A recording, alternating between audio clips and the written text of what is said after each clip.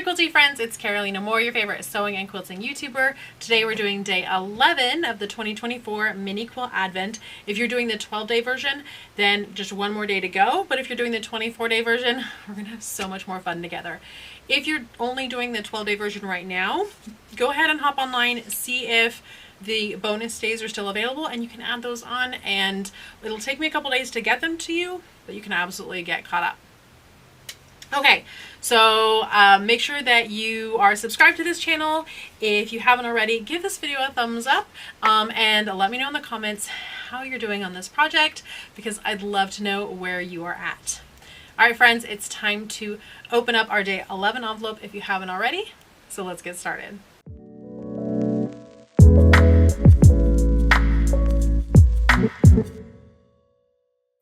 All right, today's template is a half square triangle. I know we've been doing half rectangle triangles this entire time, and I had to sneak in a half square triangle for you, in part so we could really look at the difference for those of you who are newer, but also because it's a 2-inch finished half square triangle. It's such a handy template to have.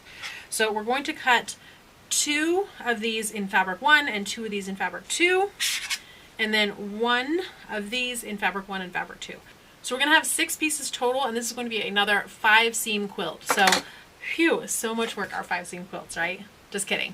All right, before we grab our fabrics to take a look, let's see where we're at so far and see if there's any fabrics that we want to make sure that we definitely use or definitely don't use as we're looking at the colors that are coming together right now. So I am seeing a lot of this dark green. I'm seeing a lot of the light green, but it's in 2 of the different fabrics. I definitely want to pull in some more of this peach. I have it in 3 of the blocks, but I feel like I want to bring it forward a little more. So I definitely want to use the peach. And I feel like I haven't used the light string in a while, and I really love this fabric. I think it's so darling. So I guess the peach, although no, I think that'll be really cute.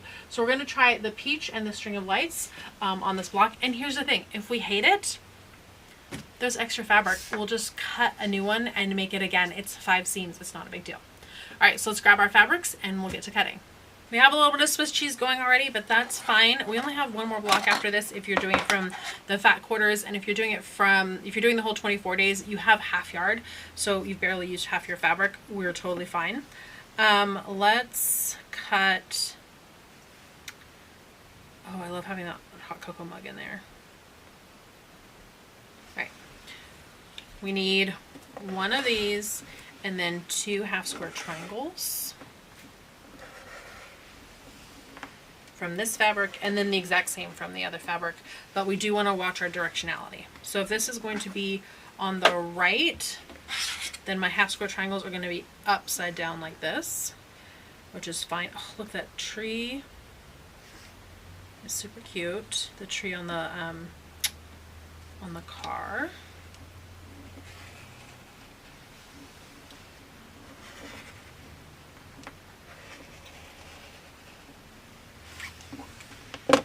There we go. And then I need 1 more. I already have 1 cocoa mug. Can I go ahead and add no, I already have this cocoa mug. Do I? I kind of have this cocoa mug already on there. It's the mirror image of it. Well, let's do the gingerbreads like that. Now this print here it's basically a really big stripe. It would make a really cute border print on a quilt. Obviously it makes for really fun fussy cutting like we've been doing on this quilt. So that's what this really pretty big stripe is for. All right, so let's start laying these out. That's those pieces. All right, so we need to cut basically the same but upside down for the other side. And the question is, what direction do I want these lights to go? Do I want them to go up and down or left and right? And I've gone left and right twice and up and down twice. So, and I feel like it's going to be hard to line them up. So I'm going to go with up and down.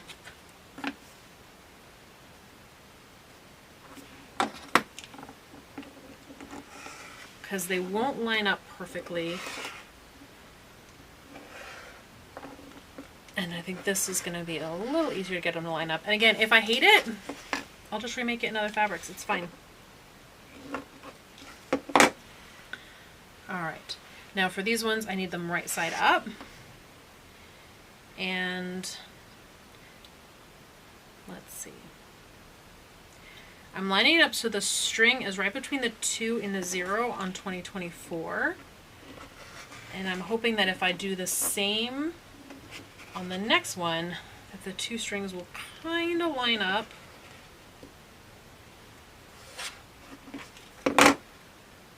When all put together. So between, is that the first 2 and the 0? Yeah, that'll be pretty good. It was between the first 2 and the 0. There's 2 spots between a 2 and a 0. It's a 2, a 0, and then I guess there's a 0 and a 2. So, all right. Hopefully,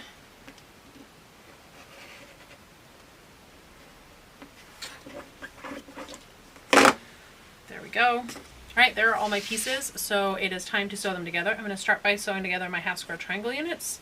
So these are super easy. It's right sides together and everything just lines up. Line up all edges and then sew along the long one. Half square triangles are easy. Half rectangle triangles are also easy if you know how and you know the secrets. But if you've only ever done half square triangles your whole life, then half rectangle triangles don't follow the same rule, because these you line up all the edges exactly, and half rectangle triangles you don't.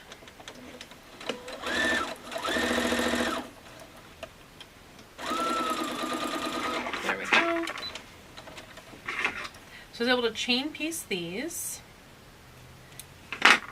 and now we're going to give them a press. Press towards the dark, which in this case is just going to be that peach. And then we can cut off our dog ears. Oh,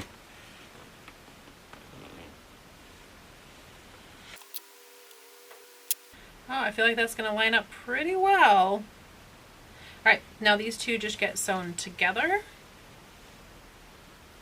So right sides together.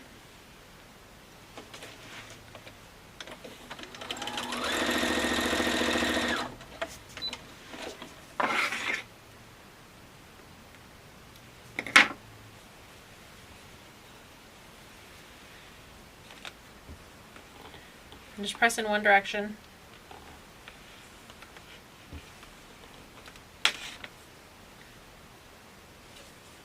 Oh, it did. That looks like, yeah, I think that lined up, it lines up really well, especially since they are they're not exactly perfectly straight lines, so that helped. All right, right sides together. And then when you're sewing something that has no seams on one side, but seams on the other side, it can be handy to put the seam side up, so that way the seams don't flip on you as you're sewing them.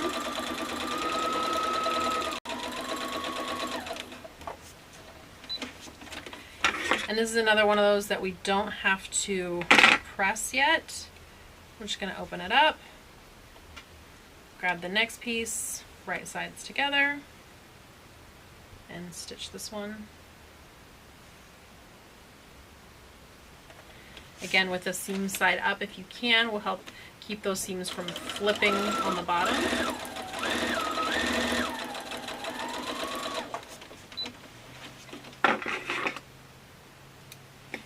Now both these are going to get pressed out, so I'm going to leave the one side kind of tucked under for now while I press this one side out.